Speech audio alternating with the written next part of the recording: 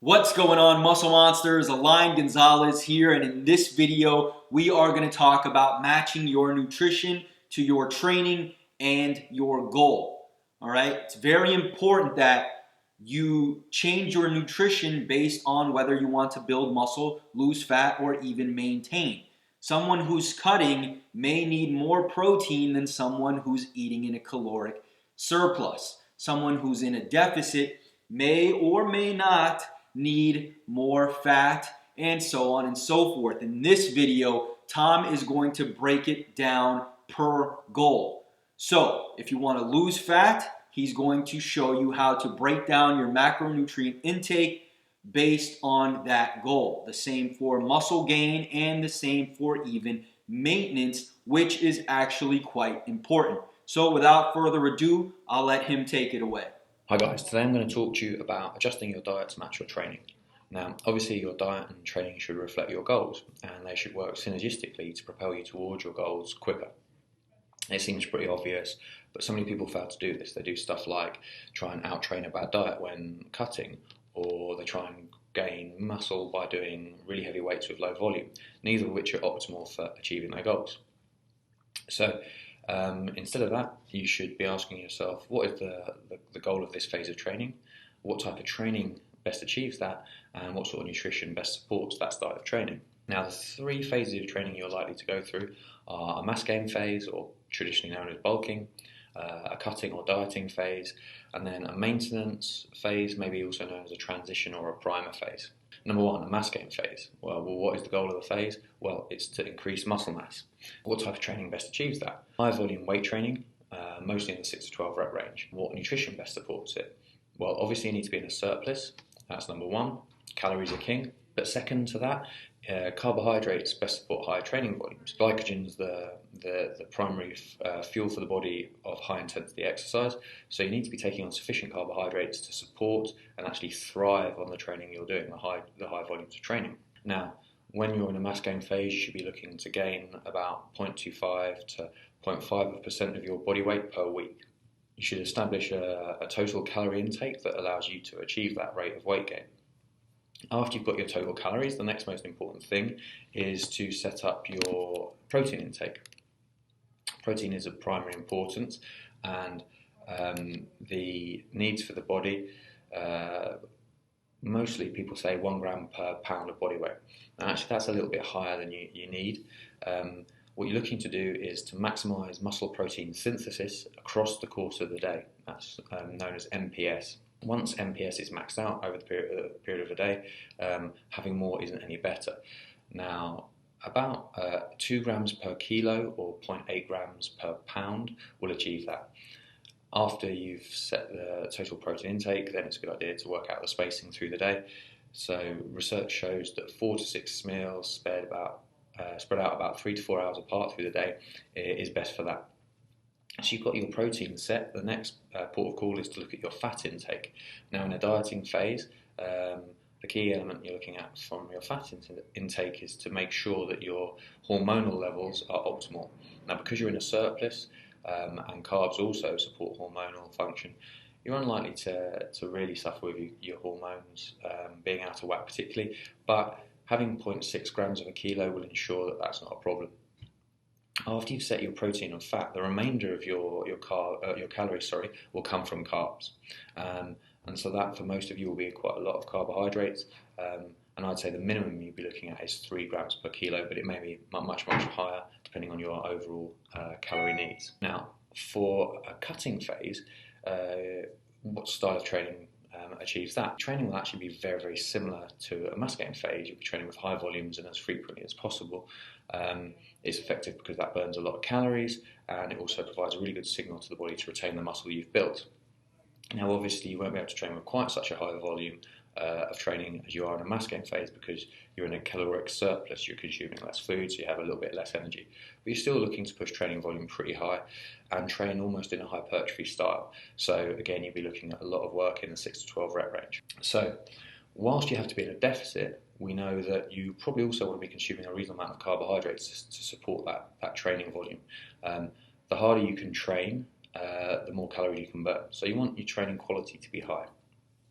So The breakdown of macronutrients won't be that dissimilar perhaps to a mass gain phase, but the overall calories will have to be much lower. So you need to be in a deficit, and you should be looking to lose about 0.5% to 1% of your body weight per week. You need to be in a deficit that allows you to do that.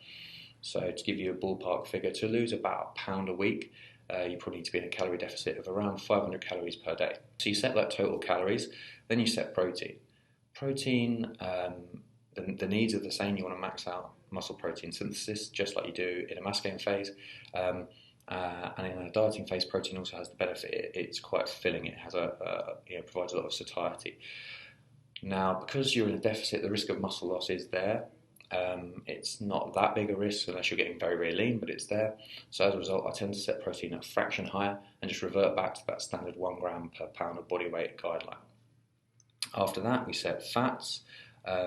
We want fat to be sufficient to maintain hormonal function. Now, this is more of a risk because you're in a dieting phase and your calories are lower. So for this, I tend to set things at about 1 gram per kilo. And then after that, the remainder of your calories come from carbs, much like in a mass gain phase. Now, of course, you're having fewer overall calories, so the carbohydrate consumption will be reduced compared to a mass gain phase.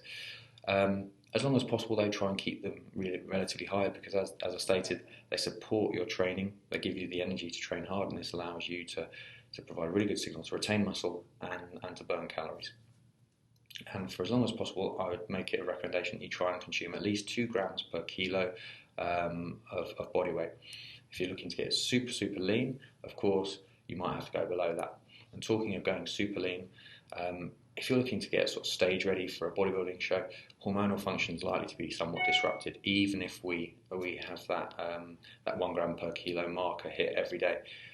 You're just doing your best to minimise the disruption to hormones if you're getting that lean. And then that takes us on to the final phase I've talked about, is a maintenance phase. Now, first of all, why would you do a maintenance phase? Well, a mistake I've made, and I've seen loads of people make in the past, is when they're bulking, they get up to that top weight that they hit. They fought tooth and nail to get to that weight, and then they transition straight to a diet so they can see what's underneath, or that bit of fluff that they've accumulated in a mass gain phase. The problem with that is that the body didn't have a chance to adapt and settle in it to its new normal. You didn't really own the new weight, so your body gives up the last few pounds of muscle you built very, very easily, which is hugely frustrating because it takes a lot longer to build muscle than it does to burn fat. You're best served having a period of time at maintenance where you allow your body to settle in at the weight before you diet. And doing it that way means you're much more likely to retain the muscle you built and just lose fat afterwards. So that's why to do a maintenance phase. And then what sort of training best achieves this? Training with pretty low volumes and focusing on strength work with a lower frequency will achieve this well. It's because it's a lot easier to retain muscle than it is to build muscle. So the stimulus from training you need to retain the muscle isn't as powerful as the one you need to build muscle. Then you're also training with lower volumes. Your need for carbohydrates is lower. So when you're setting your nutrition plan up for a maintenance phase, you need to be eating a number of calories that makes your weight stay stable. So it's about 500 calories more than per day, more than you would be in a cutting phase at the start, something like that. Perhaps that's 500 fewer than you are in a mass gain phase. Whatever number of calories allows you to maintain your weight, you then set your protein intake. And for that, we do it exactly the same as in a mass gain phase, which is 2 grams per kilo. After you've set your protein intake, I then like, in a maintenance phase, people to set their carbohydrate intake. That carbohydrate intake I set at 3 grams per kilo.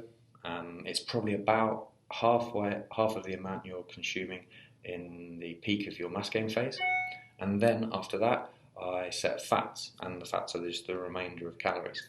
And that usually works out to be about 1.25 to 1.5 grams per kilo of body weight. The reason for this is that because the training volumes are lower, the demands for carbohydrate are lower. So it's an opportunity to reduce your carb intake down, regain some insulin sensitivity and some nutrient partitioning, and this sets the scene for you to be better placed going into your next phase of training, whether that be building muscle or losing fat. There you have it, guys. I hope you enjoyed. If you did, click the like button below. Don't forget to subscribe. And if you want to see more from Tom, I'll leave all of his links in the description below. Just go there, check him out, and I will talk to you soon. Peace.